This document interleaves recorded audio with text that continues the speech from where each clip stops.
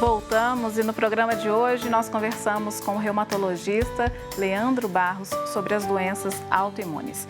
Anteriormente nós mostramos o vídeo sobre a artrite reumatoide, né? Agora eu gostaria que a gente visse um outro vídeo que é sobre a evolução da psoríase. Vamos acompanhar? Sim. Vamos lá. Psoríase é uma doença inflamatória da pele que atinge cerca de 2% da população. Caracteriza-se por manchas elevadas avermelhadas na pele que descamam e se espalham pelo corpo, podendo impactar de forma profunda na qualidade de vida dos pacientes. Cerca de 30% das pessoas com psoríase terão artrite psoriásica. O intervalo entre o início de uma e o aparecimento da outra é variável, podendo chegar a anos. E assim aconteceu com o Pedro. Após iniciar o tratamento correto da psoríase, os sintomas permaneceram controlados por um longo período. Foi quando começou a sentir fortes dores nas articulações das mãos e ele não sabia, mas ali era a artrite psoriásica se manifestando. A artrite psoriásica atinge homens e mulheres na mesma proporção. É mais comum em pessoas na casa dos 50 anos, mas isso varia muito. Cerca de 40% das pessoas afetadas possuem ao menos um familiar próximo com a doença. Isso reflete aquilo que a gente já falou, do fator hereditário, né? Que está sempre aí presente. 40% é muita coisa. É muita coisa. Então, até quando a gente tem essa suspeita, né, de uma psoríase, de artrite psoriásica, a gente sempre pergunta realmente se tem algum histórico familiar. Tá? Como que é o tipo de tratamento nesse caso? A psoríase ela é uma doença que, por vezes, ela às vezes é muito estigmatizada, né? Por ser lesão de pele, muitas vezes o paciente acha que é algo contagioso ou pessoas próximas acham contagioso. O paciente ele sente vergonha, às vezes, de estar em um ambiente público, de frequentar um clube, por exemplo, né?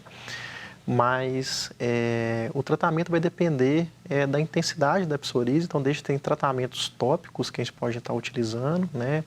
Você pode estar utilizando medicações orais também e até imunossupressores, às vezes injetáveis, tá? Tanto na psoríase quanto na artrite psoriásica. Então isso aí vai ter que ser acompanhado por um dermatologista, né? Se ele tiver só a psoríase, mas caso ele comece durante o acompanhamento dele com dores articulares, ele vai precisar ser acompanhado por um reumatologista também. Uhum. E é importante lembrar que isso a psoríase ela pode vir desde criança, né? Sim, pode vir desde criança. Então, E todas as doenças autoimunes, elas não são transmissíveis. O senhor falou aí dessa questão que as pessoas têm medo, às vezes, de um contágio. Sim, não são doenças transmissíveis. Né? São doenças que o próprio organismo ataca ele mesmo, as próprias células atacam elas mesmas. Tá? Então, não são doenças transmissíveis, contagiosas. A gente falou dessa questão incapacitante no vídeo, no primeiro vídeo, inclusive, a personagem ela ficou muito debilitada fisicamente e emocionalmente. A questão emocional no paciente autoimune é uma questão delicada também, que vocês têm que olhar com mais cuidado? Sim, a gente tem que abordar, então, assim, a psoríase propriamente dita, igual a gente viu nesse último vídeo, é uma doença que o paciente, quando ele está com estresse emocional, as lesões de pele elas podem aflorar mais. Né? Então, nas doenças reumatológicas também, nas outras, né? Lúpus, artrite reumatoide. Então, quando o paciente tem um estado emocional mais abalado, digamos assim, as intensidades das manifestações, elas podem piorar.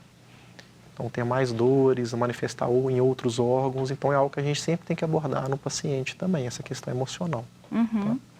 E agora, em tempos de pandemia, né, quais são os cuidados? Esses pacientes precisam de cuidados especiais? Sim, são pacientes que merecem cuidados especiais, porque geralmente são pacientes que já são imunodeprimidos pela própria doença em si e muitas vezes também pelos tratamentos que a gente usa para esses pacientes, que a gente faz uso de imunossupressores. Então, são pacientes que têm que ter um cuidado redobrado. São pacientes que têm um risco maior de infecção, qualquer tipo de infecção, desde infecção de urina, uma gastroenterite, uma pneumonia e até inclusive o Covid, né, nesse momento de pandemia. Uhum. E nesse caso, vocês reumatologistas e os pacientes foram muito impactados com essa história da hidroxicloroquina Sim. e da cloroquina, né?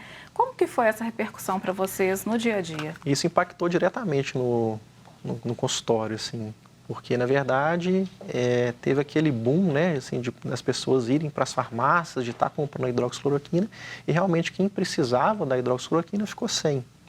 Então, pacientes que têm lúpus, né, que são pacientes que geralmente fazem uso da hidroxicloroquina, muitos desses pacientes ficaram sem hidroxicloroquina durante um certo período. Até porque não existe substituto. Existe, mas também não se encontrava esse substituto também na farmácia. Então, era uma medicação que antes era vendida sem receita, né? Então, os pacientes conseguiam comprar, qualquer pessoa que ia na farmácia conseguiria comprar a hidroxicloroquina.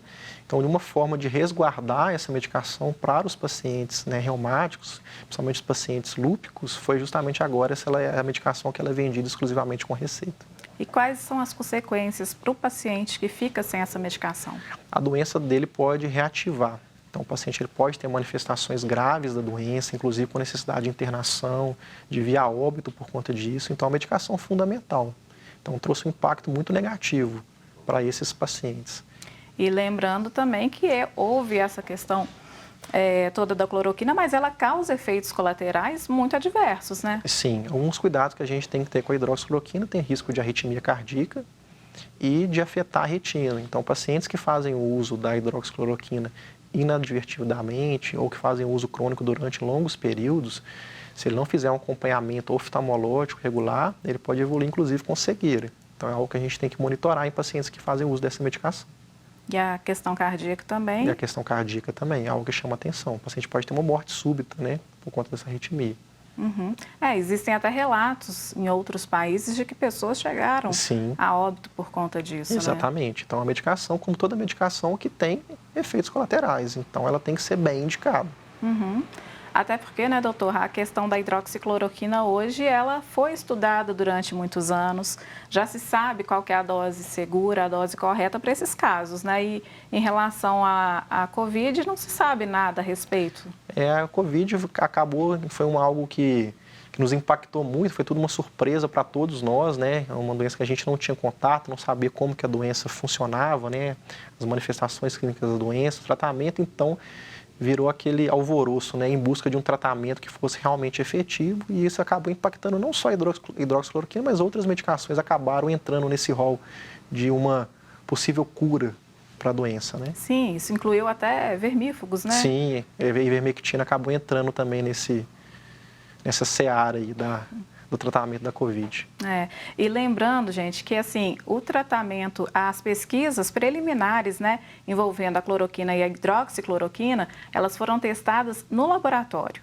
Então, até ela ser testada em animais e depois testadas em humanos, isso leva um grande tempo. E essas etapas foram eliminadas, né, foram puladas por causa da pandemia e de todo essa situação que a gente tem vivido. Exatamente, gerou aquela urgência, né, em busca de um remédio que fosse realmente efetivo. Muitas vezes acabou acelerando, né, e acabou utilizando a medicação de forma errada. Não, e tirando a qualidade de vida de muitos pacientes num momento crucial. Sim, pacientes que realmente precisavam da medicação ficaram sem. Uhum.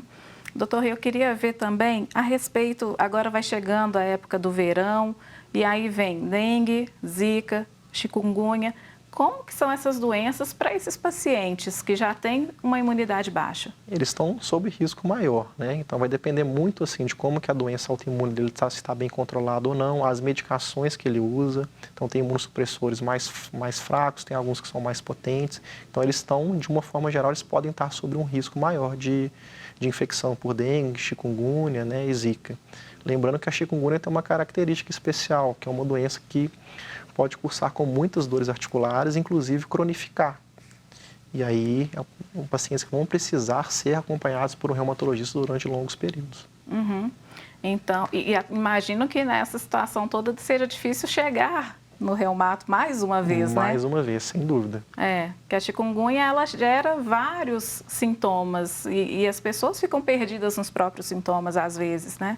Sim, às vezes ele tem um quadro chikungunya, acha que aquilo ali melhorou, né? E às vezes essa dor vai persistir, ele vai ficar sem saber o motivo daquilo ali que está cronificando. E às vezes é uma chikungunya que realmente cronificou. Às vezes tem até uma sequela respiratória e pode culminar com outras sequelas aí, a pessoa fica perdida. Sem dúvida, com certeza. Então é importante que esse paciente seja orientado em relação aos sintomas que ele pode ter, as sequelas que pode desenvolver. Então isso é importante, essa orientação do paciente é fundamental. Tá, joia. Então, a gente vai fazer mais um intervalo, é o último, rapidinho, daqui a pouco a gente volta com mais de Bem com Você.